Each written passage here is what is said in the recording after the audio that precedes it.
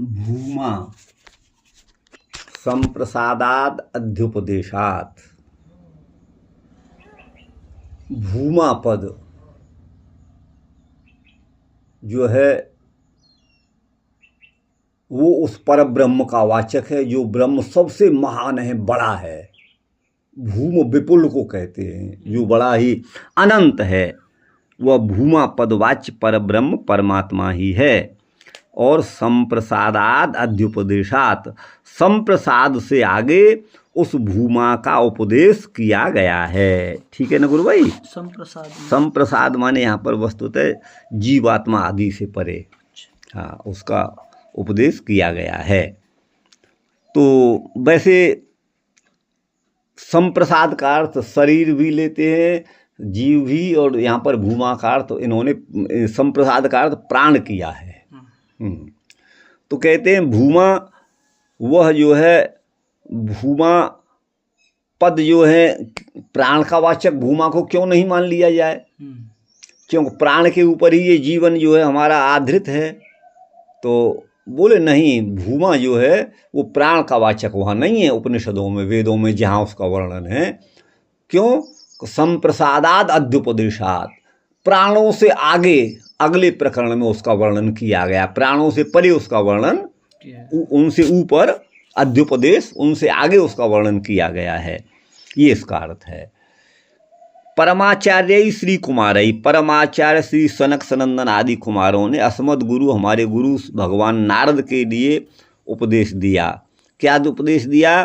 भूमात्वेव विजिज्ञासितव्यः, भूमा को ही जानने की इच्छा करनी चाहिए, भूमा को जानना चाहिए। इसलिए भूमा प्राणो न भवति, भूमा जो है वो प्राण नहीं हो सकता, किंतु भूमा श्री पुरुषोत्तम ही हैं, भगवान ही हैं। क्यों? कि प्राणादुपर, क्यों? संप्रसादाद अधि, प्राणों से ऊपर उनका उपदेश, भूमनोपदेशात, भूमा का उपदेश किया गया है। इसलिए भूमा पदवाच्य प्राण शरीर आदि नहीं है, भूमा पदवाच्य परमेश्वर ही है, श्री कृष्ण ही हैं। अच्छा, धर्मोपपत्तिश्च, जो धर्म भूमा, जो धर्म ब्रह्म के हैं वही धर्म उपनिषदों में भूमा के भी बताए गए हैं। तो उन धर्मों की उपपत्ति होने से भी भूमा यहाँ प्राण आदि का वाचक न हो करके भूमा परब्रह्म का ही वाचक है। धर्मोपपत्तिश्च, उनकी उपपत्ति, उनकी संगति, ये धर्मा भूमनि विनिर्दिष्टा ते भगवत्येव है ना संभवंती, अन्यत्र तेषां स्थितिः न भवितुं शक्नोति, अतएव भूमा पदवाच्य तत्र परब्रह्म परमात्मा एव श्री कृष्ण एव प्राणो न। धर्मोपदेश्य निरतिशय सुखरूपत्वात्, जिससे बढ़कर कोई दूसरा सुख हो नहीं सकता, ऐसा निरतिशय सुख माने आनंद रूप होने से, और अमृतत्व और स्वमहिम प्रतिष्ठत्व, अपनी ही महिमा में प्रतिष्ठत्व आदि का, ये परमात्मा में ही इनकी उपपत्ति माने संगति होती है। भगवान ही अपनी महिमा में है, प्राण अपनी महिमा में नहीं है। प्राण तो जीव के आधार पर है, और जीव भी देह में टिका हुआ है, तब प्राणन क्रिया होगी। तो वो स्वतंत्र नहीं है प्राण, वो अपनी महिमा में नहीं है, वो दूसरे की महिमा में है। लेकिन परमात्मा तो अपनी भूमा, अपनी महिमा में ही प्रतिष्ठित है। इसलिए इन धर्मों की उपपत्ति सिद्धि भगवान में ही होती है। भूमा परमात्मैव, भूमा यहाँ पर परमात्मा का ही वाचक है। हटाइए, आगे कहते अक्षरम अंबरांत धृते, कहते वह भूमा अक्षर पदवाच्य परब्रह्म का ही वाचक है। वह भूमा का अर्थ ब्रह्म ही है। क्योंकि अंबरांत धृते, एक तृण से लेकर के और अंबर पर्यंत, आकाश पर्यंत सब कुछ को धारण करने वाला वह परमात्मा ही है। इसलिए सारे विश्व को अंबरांत धृते, अर्थात आकाश पर्यंत। तो यहाँ आप यूं भी इसका अर्थ कर सकते हो, ये संसार पांच भौतिक है, तो पृथ्वी जल तेज वायु से लेकर के आकाश पर्यंत सबको धारण करने वाला, अर्थात समस्त लोक लोकांतरों को, समस्त प्राकृत लोक लोकांतरों को धारण करने वाला वह भूमा ही है, इसलिए भूमा परमात्मा का ही वाचक है और वह अविनाशी है, वह अविनाशी है। अक्षरम का अर्थ अविनाशी। अक्षरम ब्रह्म परमम स्वभावोध्यात्म उच्यते, भगवद गीता 8वां अध्याय। अक्षर को ब्रह्म वहाँ कहा गया है क्योंकि उसका क्षरण नहीं होता, उसका व्यय नहीं होता, विनाश नहीं होता। कालत्रयवर्त कार्याधारतया, जो तीनों कालों में भूत भविष्य वर्तमान में विद्यमान होने वाले जो भी कार्य रूप वस्तु है उसका आधार के रूप में निर्दिष्ट है। वो कौन है? आकाश। आकाश में ही सब है और उस आकाश को भी धारण करने वाला वह भूमा है। आकाशस्य धारणात् अक्षरम अम्बरांत धृते। साच प्रशासनात् अगला सूत्र 1:3-11। और सा माने वह, अर्थात अम्बरांत धृति, धृति शब्द स्त्रीलिंग है इसलिए सा कहा यहाँ पर। सा माने वह धारण करना, धारकत्व शक्ति। प्रशासनात् अर्थात परमात्मा के ही शासन से, परमात्मा की ही आज्ञा से सूर्य चंद्रमा सब स्थित हैं, अपना अपना कार्य कर रहे हैं, भगवान के ही अनुशासन में हैं। साच प्रशासनात्, साच धृति, और वह धृति माने सबको धारण करने की योग्यता वह पुरुषोत्तम भगवान की ही है, क्योंकि एतस्यैव अक्षरस्य प्रशासने गार्गी सूर्या चंद्रमसौ विधृतौ तिष्ठत। हे गार्गी, याज्ञवल्क्य अपनी पत्नी को उपदेश दे रहे हैं, हे गार्गी, एतस्यैव अक्षरस्य, जिस अक्षर माने अविनाशी परमात्मा पर ब्रह्म का वर्णन मैं तुमसे कर रहा हूँ, उन्हीं के प्रशासन में, उन्हीं की आज्ञा के अनुसार, उन्हीं की कृपा से ये सूर्य और चंद्रमा विधृतौ धारण किए गए हैं और तिष्ठत अपने अपने स्वरूप में स्थित हैं, अपना अपना कार्य कर रहे हैं। इति आज्ञापयतृत्व श्रवणात्, इन सब को आज्ञा देने वाले भगवान ही हैं सूर्य चंद्रमा को। इसीलिए श्रीमद् भागवत में कहा, मद भयात वाति वातोयम सूर्यस्तपति मद भयात, मेरे भय से ये पवन बहता है, सूर्य मेरे भय से तपता है, इत्यादि। अन्य भाव व्यावृत्तिश्च, बोले यहाँ पर जो है भाई, आपने अक्षरम अम्बरांत धृते, उस भूमा को आपने अक्षर कहा, अक्षर का अर्थ होता है अविनाशी। तो बोले अविनाशी तो वही जीवात्मा भी है और प्रधान माने प्रकृति भी है, इनका भी किसी भी काल में अभाव नहीं होता, ये भी अक्षर हैं, अविनाशी हैं। न जायते यासा आया और न जायते इति अयः, जिसका जन्म नहीं होता ऐसा जीव है, शरीर का जन्म होता है, उस जीव के आश्रय ये शरीर है। आपको बता दें, शरीर के जन्म के आधार पर जीव का जन्म औपचारिक है, गौण है, बाकी तो वो तो अजन्मा है। तो और ये प्रकृति, इसका भी कभी विनाश नहीं होता क्योंकि अजा है। मृत्यु तो, अभाव तो उत्पन्न होने वाले का होता है, जातः से ध्रुव मृत्यु, लेकिन जो जन्म नहीं लिया तो मरेगा कहाँ से। तो प्रधान माने प्रकृति और जीव, इनको अक्षर शब्द से ग्रहण करिए। जो अम्बरांत धृते, आकाश पर्यंत सबको धारण करने वाले, इन दोनों में से किसी को मान लो, आप दोनों में से एक को मान लो, या सारे जीव मिलकर के ये सब धारण कर रहे हैं, आप ऐसा मान लीजिएगा। क्यों मान लिया जाए? मेरा शरीर चल रहा है, ये संसार के अंतर्गत है, मेरी जीवात्मा से चल रहा है, मेरे शरीर को मेरे जीवात्मा ने धारण कर रखा है, आपके को आपने के जीवात्मा ने, हाथी को, घोड़े को, सांप को, तत्त जीवात्माओं ने उन देहों को धारण कर रखा है। तो इस जीवात्मा को मान लिया जाए, और प्रकृति से बना हुआ ये संसार है, वही दिखाई तो वही देता है, तो प्रकृति ने सब कुछ धारण कर रखा है, ये क्यों नहीं मान लिया जाए, ये प्रश्न आया। तो बोले प्रधानस्य, अत्र प्रधानस्य जीवस्य वाक्षर शब्देन ग्रहणम नास्ति। या अक्षर शब्द जो है प्रधान माने प्रकृति और जीवात्मा का ग्राहक नहीं है, इनसे ग्रहण नहीं होगा। क्यों? परमेव अक्षर शब्द, जो परम पुरुष परमात्मा वही अक्षर शब्द वाच्य हैं। कुतः माने क्यों? बोले तद्वा, ये वही है, वही के आई को आय आदेश यकार का लोपो साकल्य से। तद्वा एतदक्षरम गार्गी अदृष्टम दृष्टि अश्रुतम श्रोत्री अमतम मंत्री अविज्ञातम विज्ञात्री इति अन्य भाव व्यावृत्ति। बोले अन्य भावों की व्यावृत्ति है। भगवान याज्ञवल्क्य गार्गी से कहते हैं, तद्वा एतदक्षरम, यह वो जो अक्षर अविनाशी ब्रह्म है, हे गार्गी, वह अदृष्टम, अदृष्टम माने अदृष्ट है, अदृष्ट होते हुए भी सबका दृष्टा है।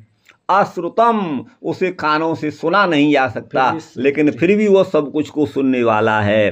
अमतम वो जो है मनन से परे है, तो भी मंत्री वो सबका मनन करने वाला है। वह अविज्ञात होते हुए भी सब कुछ का ज्ञाता है। हमको तो वो भले अविज्ञात है, ज्ञात नहीं है, लेकिन उसको सब ज्ञात है। इति अन्य भाव व्यावृत्ते, अन्य भावों की व्यावृत्ति होती है, इसलिए अक्षर पदवाच्य वहाँ पर ब्रह्म ही है, जीव और प्रकृति नहीं हो सकते। शास्त्री आनंददायक नहीं आया? बोले इच्छति कर्म व्यपदेशात् स, बोले इच्छति कर्म, इक्ष धातु दर्शन करने अर्थ में, पर्यालोचन करने, चिंतन मनन करने के अर्थ में, वस्तुतः दर्शन के अर्थ में है, इक्ष दर्शन है। तो बोले जहाँ वेदों में उस अक्षर अथवा भूमा का उपदेश दिया गया है, वह इक्ष धातु का प्रयोग किया गया है। और ईक्षण करना, विचार करना, देखना, ये चेतन में संभव है, जड़ प्रकृति में तो संभव है नहीं है। तो इसलिए प्रकृति वहाँ भूमा अथवा अक्षर शब्द का वाच्य नहीं है। ठीक है ना?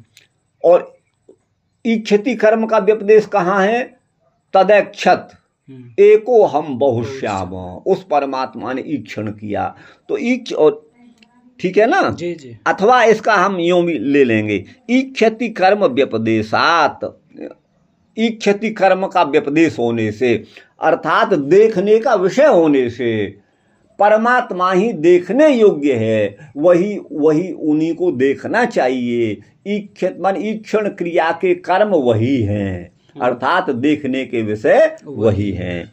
ईक्षति कर्म का व्यपदेश होने से स माने वह परमात्मा ही हैं, जीव अथवा प्रकृति नहीं है। पुरुषयम पुरुषम ईक्षते, पुरी माने इस देह में, अथवा पूर्व माने सारे विश्व में, स्वयं माने विराजमान, शयन करने वाला, निवास करने वाला है ना, उस पुरुष को ईक्षते माने देखता है। इति ईक्षते कर्म, ये ईक्ष धातु का कर्मभूत वो ब्रह्म ही है। ब्रह्मांडांतर्गतो ब्रह्मलोकस्थो ब्रह्मा न भवति, ब्रह्मांड का संचालक ब्रह्मा भी नहीं, ब्रह्मलोकस्थ ब्रह्मा वो नहीं हो सकता। ईक्षति कर्म का विषय ब्रह्म ही है। किंतु स एव प्रकृत, यहाँ प्रकरणगत जिसका प्रकरण चल रहा है उसे प्रकृत कहेंगे। यहाँ प्रकृत जो है प्रकरणगत ब्रह्म ही है, ब्रह्मा नहीं है। स्व असाधारण अप्राकृत ब्रह्मलोकेश यह परमात्मा, अपने असाधारण और अप्राकृत ब्रह्म जो प्रकृति से परे है, ऐसे ब्रह्मलोक के स्वामी ब्रह्मलोकेश जो परमात्मा हैं, वही इच्छति क्रिया के कर्म हैं, वही द्रष्टव्य हैं, देखने योग्य हैं। कुतः मन क्यों? यत् शांत मजरम अभयम, यत् तद जो वह ब्रह्म शांत आकार वाला है, अजर माने जरावस्था से परे है, अभयम माने भयों से अतीत है, परे है, इत्यादि जो धर्म है, इन धर्मों के द्वारा उस ब्रह्म का ही व्यपदेश माने व्यवहार है, निर्वचन है, कथन है। ठीक लग रहा है भाई? दहर उत्तरेभ्य, बोले दहर, बोले वो दहर कहते हैं अल्प को। अच्छा, दहर माने थोड़ा। बोले दहर पदवाच्य भी वह ब्रह्म ही है। उत्तरेभ्य अगले वाक्यों से, वाक्य शेष से, आगे के वाक्यों से सिद्ध होता है कि वह जो ब्रह्म है, जो परमात्मा है, वह परमात्मा ही भूमा है, वही अक्षर हैं, और उन्हीं को दहर भी बोला गया है। उत्तरेभ्य आगे के वाक्यों से, दहर मतलब तो अल्प, तो फिर वो अल्प कैसे? अभी तो आएगा, आप सुन लीजिए ना। अब अल्प इसीलिए है, देखिए कोई भी मनुष्य है, उसका जो ब्रह्मलोक है वो एक प्रादेश मात्र होता है। ये प्रादेश है, चिबुक से लेकर के मूर्धा पर्यंत आप ऐसे नापिएगा यहाँ तक, तो लगभग ये प्रादेश मात्र है। और यहीं पर उस जीवात्मा का निवास है, हृदय में, हृदयगत मस्तिष्कगत हृदय में जीवात्मा का। कल हम चर्चा किए थे आपसे ना, वर्णा और नासी, ये दोनों वर्णा हैं, दोनों भौंया मिलती हैं, और नासिका मिलती है, वो नासी है, और वहाँ जीव है, और जीव के अंदर परमात्मा है। तो हृदय तो बहुत अल्प है, हृदय तो बहुत अल्प स्थान वाला है। बहुत अल्प स्थान वाला होने से वो तो छोटा हो गया, वो तो सर्वव्यापक होगा नहीं। तो उसको वो तो बहुत अल्प स्थान में रहने वाला तो ब्रह्म हो नहीं सकता। ब्रह्म तो वो होना चाहिए जो सर्वत्र व्याप्त है। आप समझ गए ना। तो बोले नहीं भैया, वो दहर पदवाच्य ब्रह्म ही है। अगर वो दहर नहीं होंगे तो हमारी अंतरात्मा में कैसे आएंगे। आप समझ गए ना। तो दहर उत्तरेभ्य अस्मिन ब्रह्मपुरे दहरम पुंडरीकम, ये हमारा ब्रह्मपुर है। ये क्या है, ब्रह्मपुर। ये आप समझ गए ना। हाँ, ये ब्रह्मपुर है। गर्दन के ऊपर का ऐसा ठोड़ी से लेकर सिर तक ये ब्रह्मपुर है। इस ब्रह्मपुर में दहर माने यहाँ पर पुंडरीक अर्थ किया है। दहर माने पुंडरीक। पुंडरीक कमल को कहते हैं। कमलाकार जो वेश माने स्थान है, हृदय की आकृति कमलाकार में है। तो जो दहर माने पुंडरीक आकार वाला जो वेश्म माने स्थान है, वेश्म घर को कहते हैं, वेश्म माने स्थान है, वो दहर है। अस्मिन अंतराकाश हो, इसके अंदर भी वह आकाश है।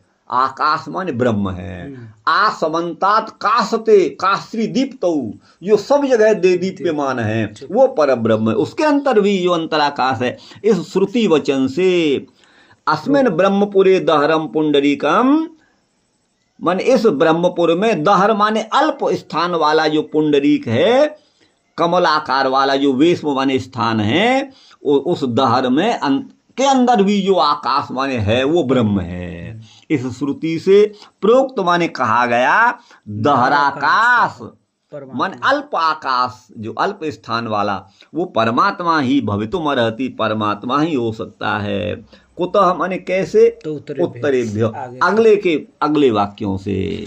आगे क्या कहा गया है उपनिषदों में, श्रुतियों में, यावान वा अयम आकाश, जितना बड़ा यह जो आकाश है, तावान जितना बड़ा ये आकाश, कौन सा आकाश, ये जो आकाश है, उतना ही बड़ा असौ अंतर हृदय आकाश।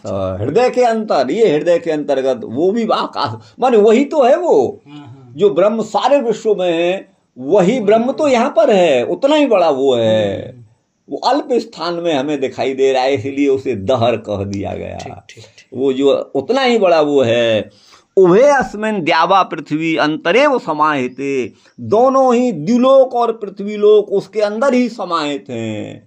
जो हमारे मस्तिष्कगत हृदय है, पुंडरीक जो वेश्म है, उसमें है।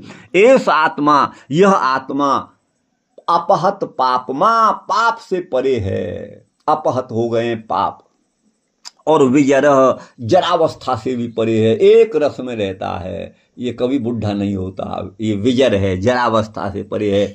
इत्यादि विवक्षमाणा, ये परमात्मा साधारण धर्म, ये आगे कहे जाने वाले उत्तर मंत्रों में, सूक्तों में कहे जाने वाले जो परमात्मा के असाधारण धर्म हैं, तेभ्यो हेतु भूतेभ्य, इसी कारणों से यहाँ पर वो जो है दहर परमात्मा है।